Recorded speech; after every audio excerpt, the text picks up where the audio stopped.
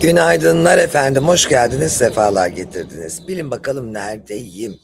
İşte o güzel Bodrum'da e, hep bahsettiğim 700 yıllık çınar ağaçlarımın altından merhaba diyorum. Ama son kez merhaba diyorum çünkü bugün buradan ayrılıyorum.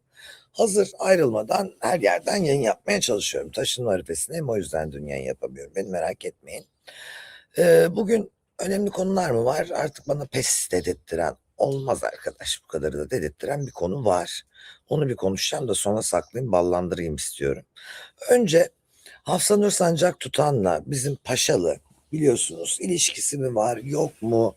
Evliler mi değiller mi? Hödölüm diye bir konuşulma vardı.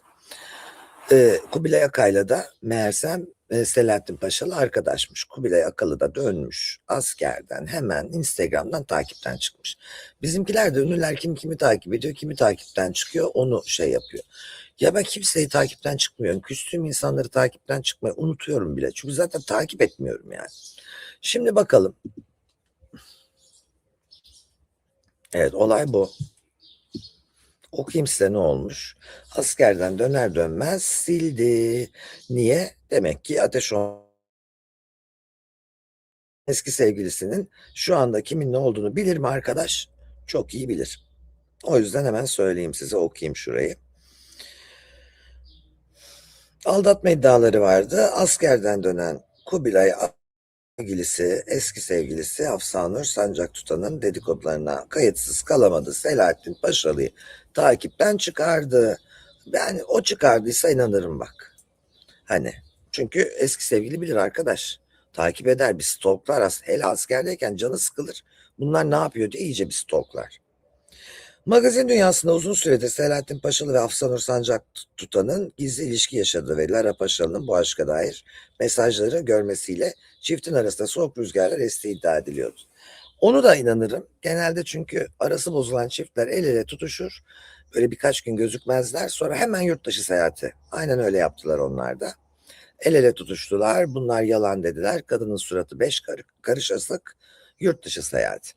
Ama genç insanlar, popüler insanlar olur böyle. 40 sene evlilik sürdüreceklerse öyle işte o kadar çatlak su kaçırmaz diyeceksin bu meslekte. Devam edeceksin. Yani en ummayacağın adam bile ya aldatamadığı için aldatmıyor arkadaşım. Ya aldatıyor ama ya da seviyor ama erkekliğin şanındandır deyip aldatıyor. Aldatmaya karşı duramıyorsun. Aldatmanın nedeni, sıklığı önemli. Alışkanlık olup olmadığı önemli. Senden kaynaklanıp kaynaklanmadığı önemli. Dürüstçe çözülüp çözülmediği önemli. Yani her şey ak veya kara değil, gri tonlara da inmek lazım. Bir kadın kocasıyla 5 senedir birlikte olmuyordur. Adam aldatır. Adam suçlu mu? Hayır. Ne bileyim kadın adamı aldatıyordur, ilgisizdir. Adam dışarıya yöneliyor. Adam suçlu mu? Hayır. Aynı şey kadın içine geçer. Etikle ahlak farklı iki olgu. Ahlak dogmatiktir. Birebir yapamaz, suçlu asın. E, Etikse daha çok böyle empati kurarak verdiğin kararlardır. Biraz etik olmaya gitmek gerekiyor diye düşünüyorum.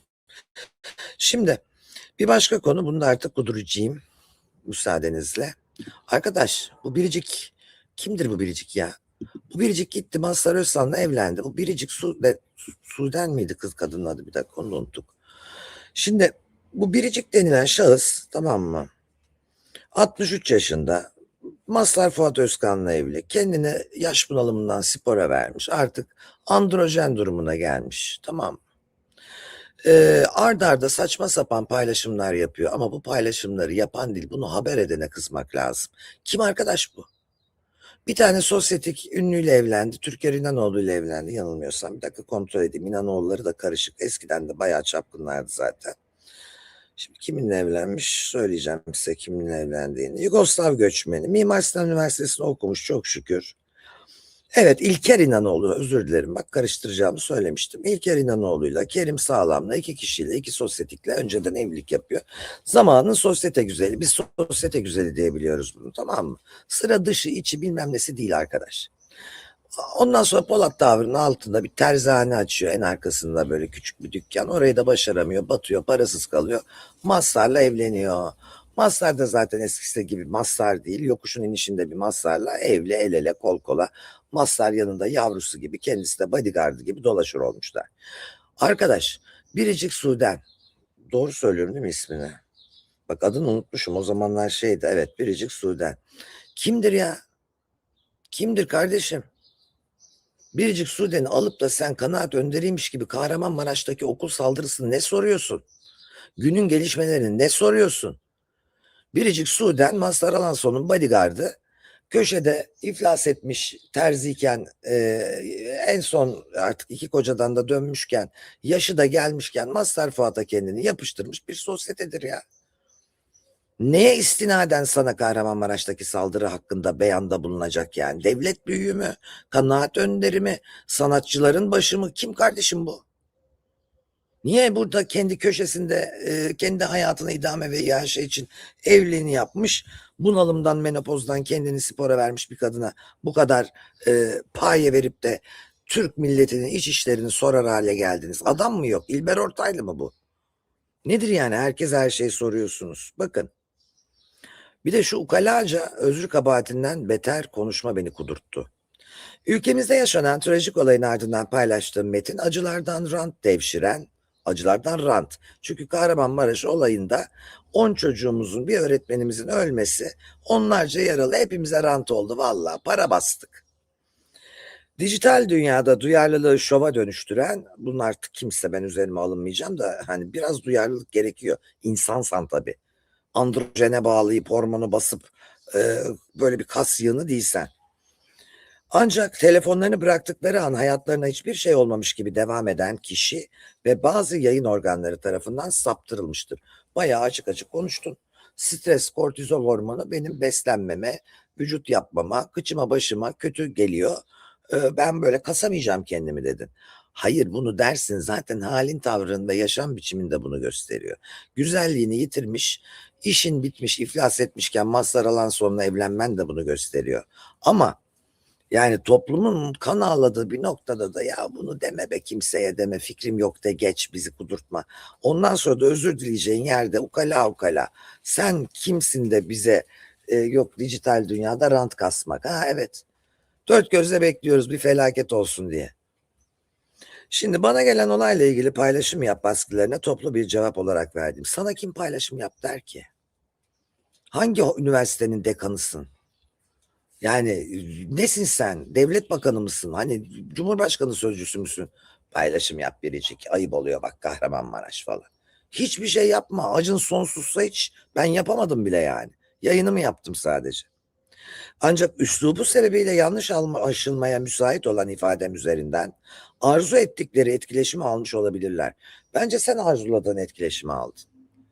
Kendini kapattın, bu steroid hormonu, bak bu çene kasların falan, ey maşallah benim diyen erkekte yok. Orada vücut tamam, zaten biraz kafa gidiyor biliyorsunuz o hormonlarla, şunlarla bunlarla, yaşla şuyla buyla. Ondan sonra ben vücudumu geliştiremem. Tabii önemli olan vücudun gelişmesi 65 yaşından sonra. Beyin öyle kalsın. Beni tanıyanların bildiği üzere bu tür acıların son bulması için sosyal medya histerisine değil, akla ve bilime sığınmalıyız. Akıl dediği de şu: kortizol hormonu kaslarımın gelişmesini engelliyor. Aklı da buna çalışıyor yani, kaslarına. Akıl bu, üst akıl bu. Bu tür iftiracılar, ne iftiracısı ya, senin ettiğin laf işte, bizim de yorumladığımız bu. Bu tür iftiracılar yüzünden duruşumdan ödün vermeyeceğim. Rica ediyorum, verme. Duruşundan, göbeğini açıp sağa yatışından, pazularını şişirişinden, masları böyle yavrucuğun gibi kollarının altına alışından, rica ediyorum, hiçbir hareketinden ödün verme. Ama yani seni de görmezden gelmekten bıktık. Şu söylediklerin ibret alem olsun. Özrün kabahatinden beter. Bu ne ukalalık. Yani kocan yetenekli, bugün ne kadar bir iki şarkı yaptı, gençler sevdi diye.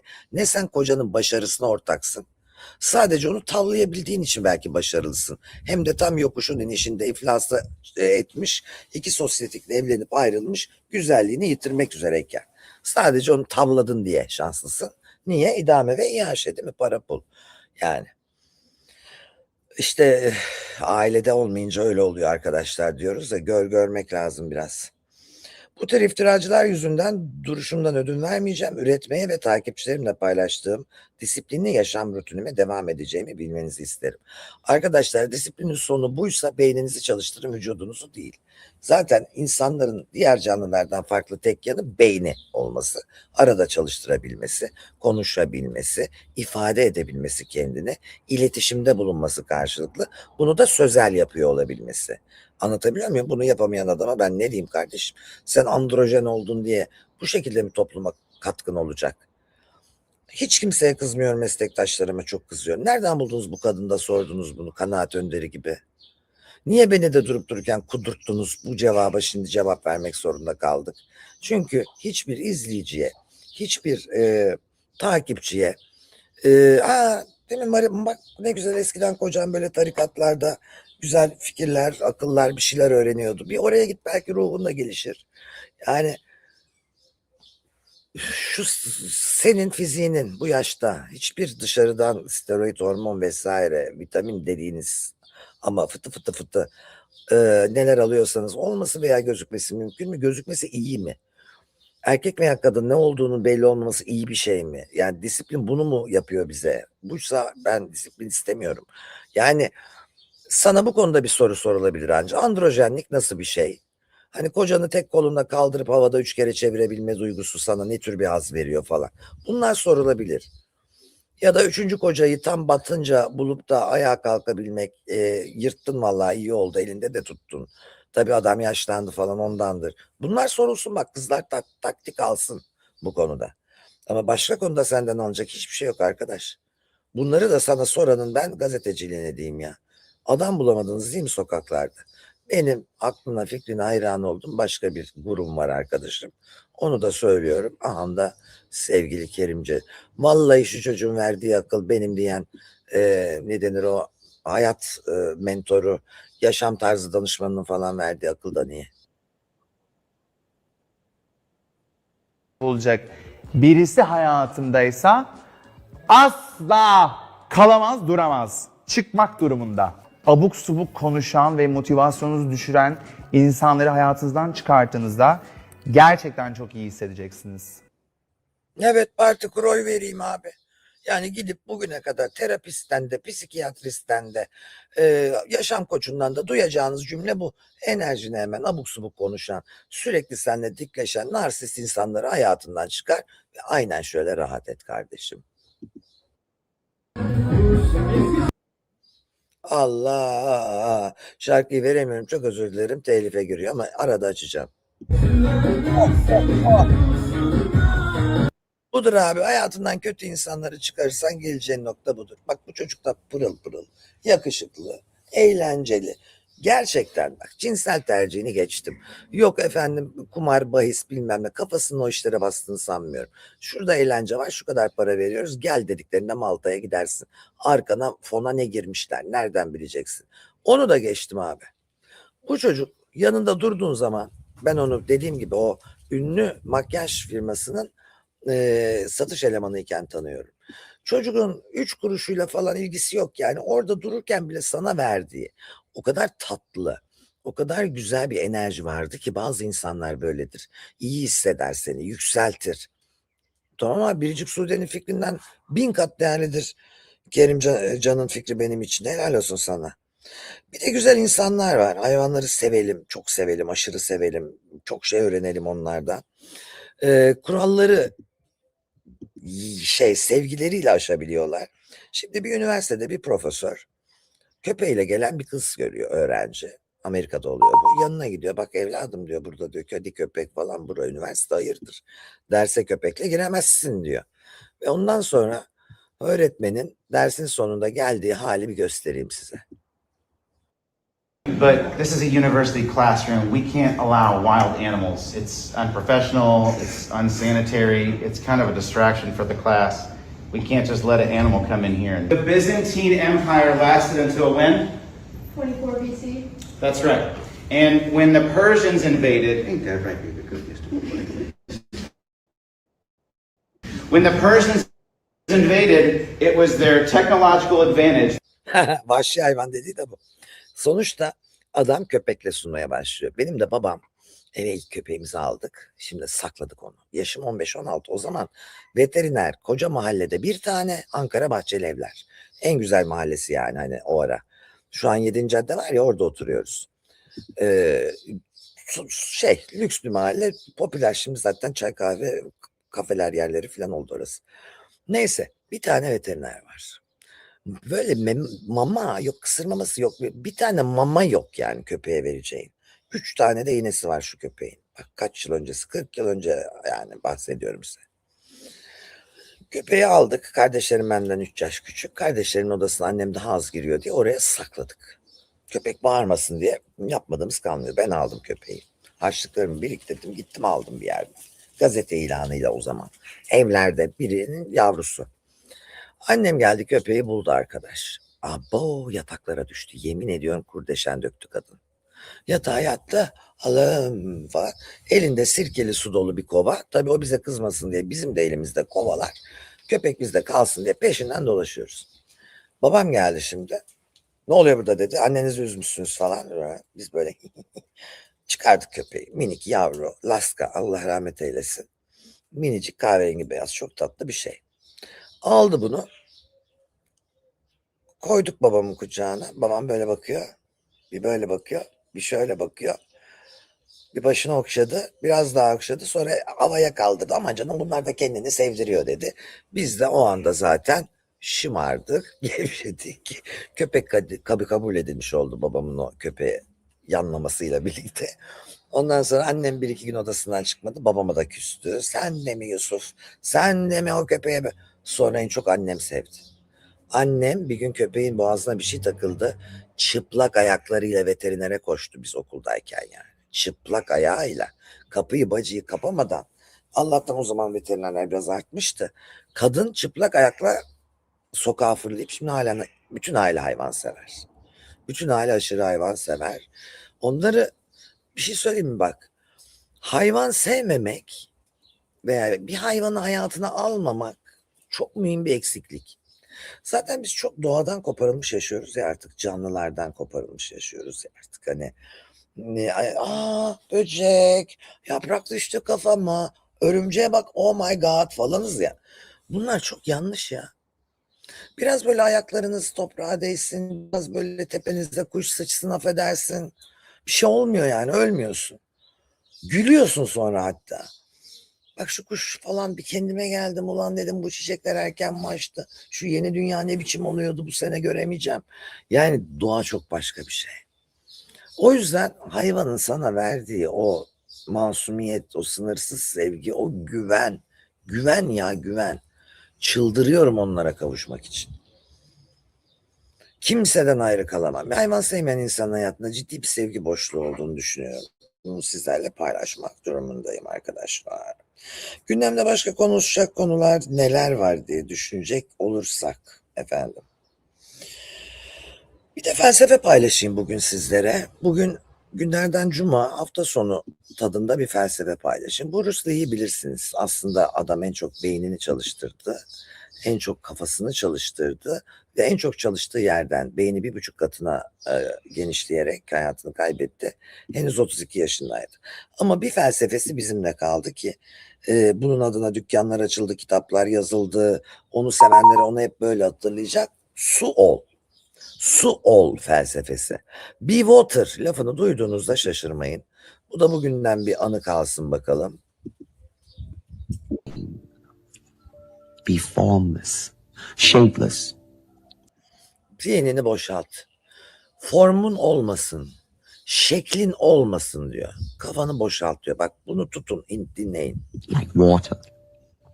Now you put water into a cup. It becomes the cup. You put Su olun. Suyu fincana koyarsanız fincan olur. Suyu şişeye koyarsanız şişe olur. water into a bottle. It becomes the bottle. You put it in a teapot. It becomes the teapot. Çaydanlığa koyarsan çaydanlık olur. Yani formsuz olun, köşeli olmayın, özgür olun. Kafanızda bunu düşünün. The water can flow or it can crash. Be water, my Su akar ya da su çarpar. Yani su güçlü de olabilir, akışkan da olabilir. O yüzden friend. Be water my friend. Su ol arkadaşım diyor.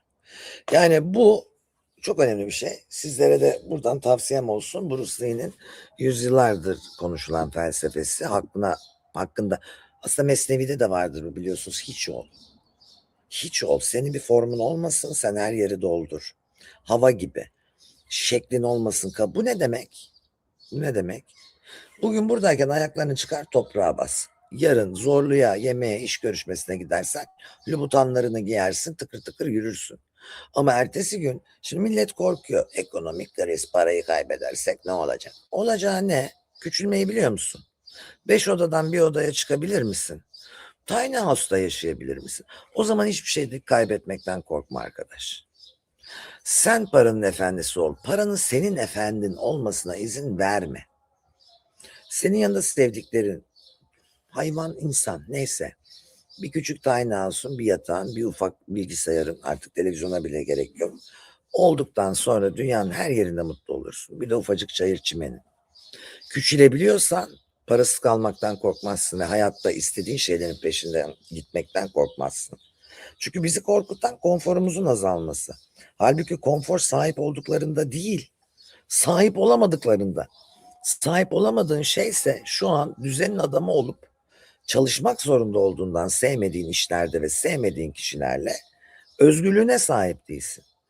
Özgürlüğe sahip olmamak sağlığını da götürüyor, sağlığına sahip değilsin.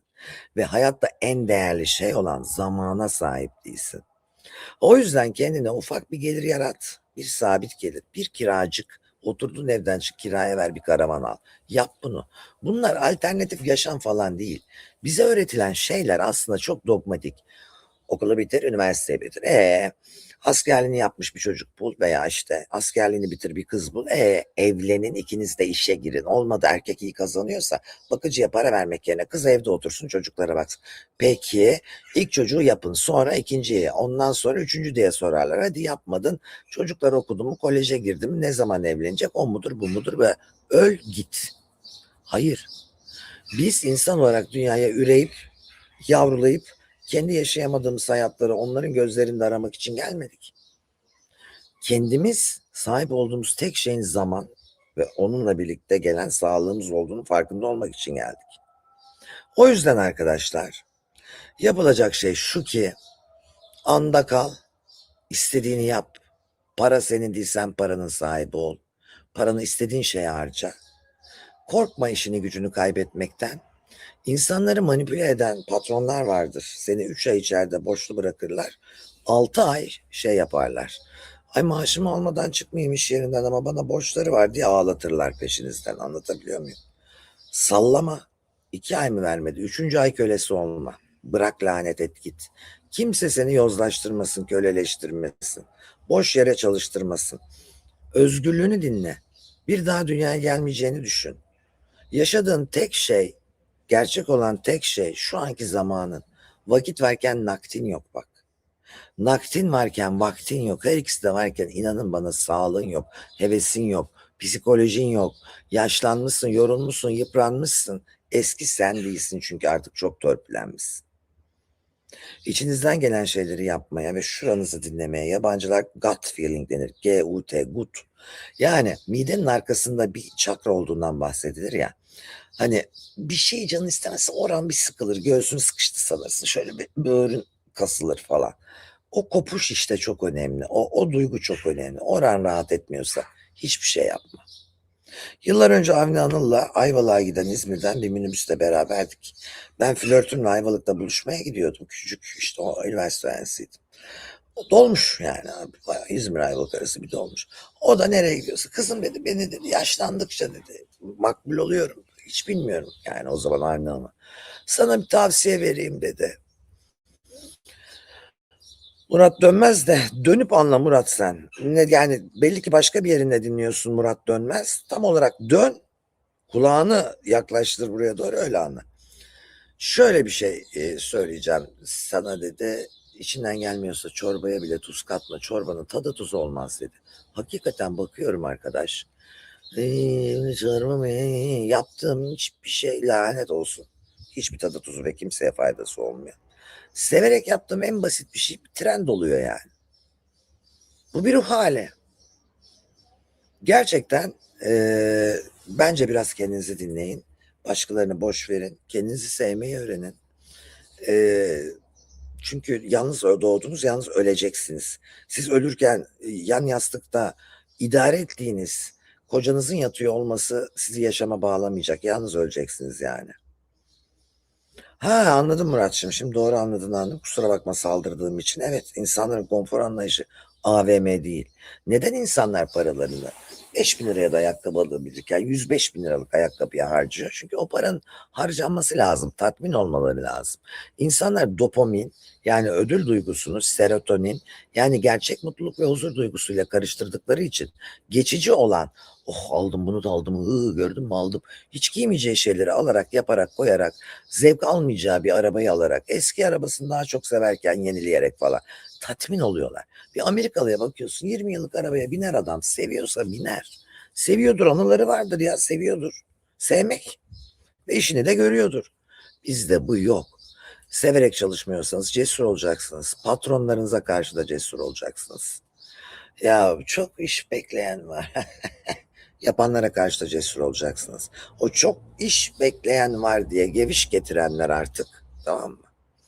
Gelip de bu lüksü bulamayacak. Karşılarında seçecek eleman bulacak. Seçilecek değil. Sizi seçecek eleman. Sen eleman bana gelse diyeceksin. İyi eleman bulabilsem diyeceksin. Çünkü böyle olması gerekiyor. Biat kültürü bizi böyle yaptı. Tamam abiciğim. Patronuna bile böyle yapmak yap.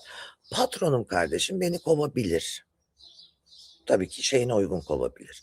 Patronum beni ne bileyim terfi ettirebilir ve ettirir. Patronumun yapabileceği şeyler bellidir.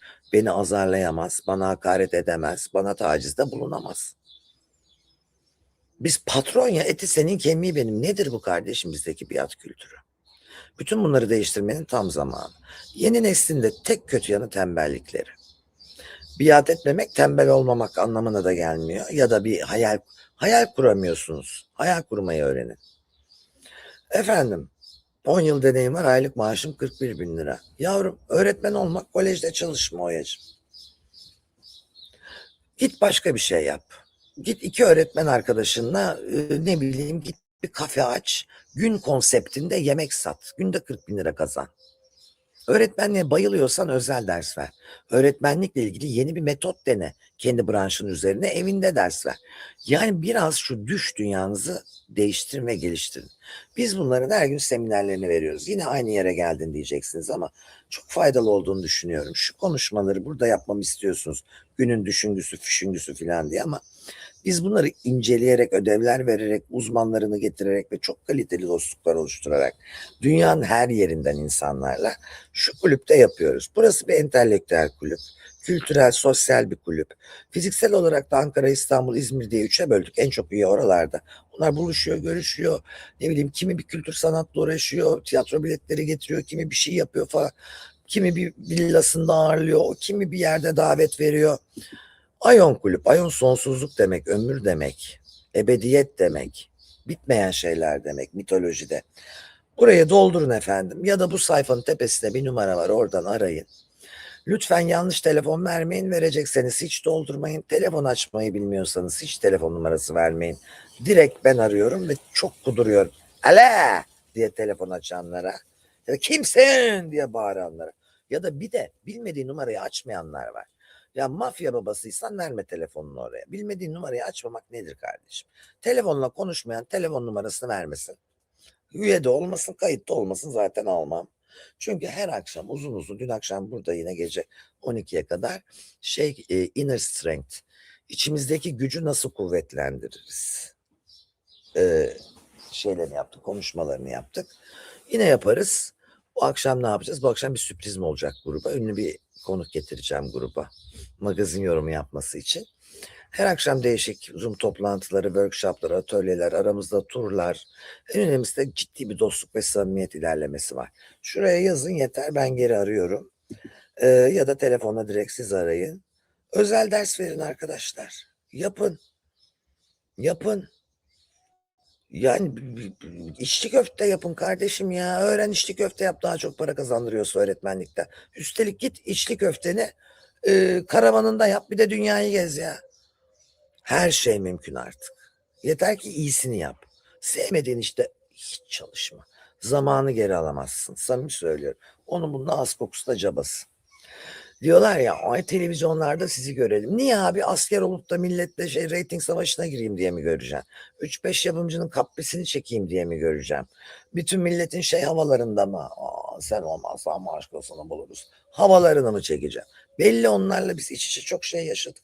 Hangi kalitede insanların neleri sunduğu da çok ortada. Oraya o döneme o çarka en azından tabii doğru düzgün bir kanal olur, doğru düzgün proje olur, eyvallah. Hatta yönetici olurum yani. Ama şu anda oraya ait olmak istemiyorum arkadaş. Sizleri çok seviyorum. Kendinize çok çok iyi bakın. İşinde iyi olursan özel ders de verirsin. İşinde iyi olmaya bak. 20 senedir eğer işinde çalışıyorsan iyi olman gerekirdi. Ve özel ders öğrencisi bulman gerekirdi. Yani yaptığın işte iyi yap, yapamıyorsan o işi yapma. Onu söyleyeyim. Sizleri seviyorum. Hoşça kalın. Kendinize çok çok iyi bakın. Şu Ayon'a gelin, akşama buluşalım. Ben yani Aydın'daydım geçen gün. Oradan bile yayın yaptım. Öpüyor. Konular az ve saçma sapan. Magazini o yüzden uzatamıyorum. Ama magazin olmayınca da böyle sosyolojik saptamalar yapıyoruz birlikte. Beğeni ve abonelikle beni geliştirebilirsiniz. Ben de buna çok memnun olurum. Daha sık yayın yaparım. Neden yoldan, kırdan, plajdan yayın yaparım. Hoşça kalın. Kendinize iyi bakın.